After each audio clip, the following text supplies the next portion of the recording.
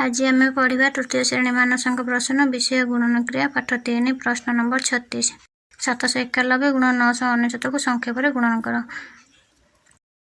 उत्तर 791 पूर्व संख्या काढ़ा जी पूर्व संख्या आस तार डाण पटे 999 लिखा जो संख्याटी पाइबा ताको आम 791 पूर्व संख्या सहित वियोग कर जी वियोगफल आसे आमर उत्तर।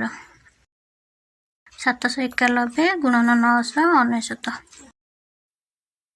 समान 791 परवर्ती संख्या होची 790 999 7,90,999 रु वियोग करवा 790 समान 7,90,999 रु वियोग कले 790 वियोगफल पाइबा 7,90,209। 791 गुणन 999 समान गुणफल पाइले 7,90,209 उत्तर।